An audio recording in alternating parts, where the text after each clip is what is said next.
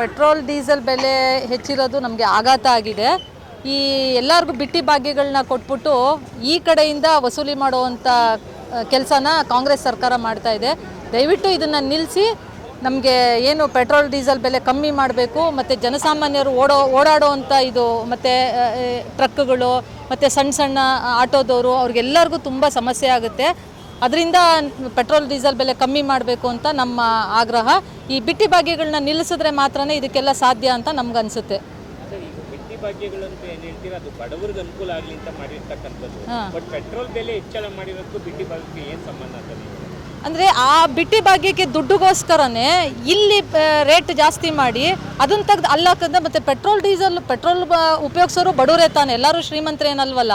ಬಡವರು ಕೂಲಿ ಕಾರ್ಮಿಕರು ಇರ್ಬೋದು, ಮತ್ತು ಈ ಹಾಲು ಮಾರೋರು, ಮತ್ತು ಈ ಸಣ್ಣ ಸಣ್ಣ ಗೂಡ್ಸ್ಗಳು ಓಡಾಡೋ ಅವರು ಎಲ್ಲರೂ ಬಡವರೇ ತಾನೆ. ಅವ್ರಿಗೂ ಕಷ್ಟ ಆಗುತ್ತಲ್ವ ಪೆಟ್ರೋಲ್ ಡೀಸೆಲ್ ಬೆಲೆ ಜಾಸ್ತಿ ಆಗಿರೋದ್ರಿಂದ. ಹಾಗಾಗಿ ಒಂದೇ ಸಮ ಮಾಡಬೇಕು ಅಂತ ನಮ್ಮ ಅಭಿಪ್ರಾಯ. ಸಪೋಸ್ ಏನಾದರೂ ಇವರು ತಮ್ಮ ಒಂದು ಬೇಡಿಕೆಗೆ ಸ್ಪಂದಿಸದೆ ಬೆಲೆ ಇಳಿಕೆ ಮಾಡದೆ ಹೋದರೆ ಮುಂದಿನ ಹೋರಾಟ ಹೇಗಿರುತ್ತೆ? ಮುಂದಿನ ಹೋರಾಟ ಉಗ್ರವಾಗಿ ಹೋರಾಟ ಮಾಡ್ತೀವಿ, ಪ್ರತಿಭಟನೆ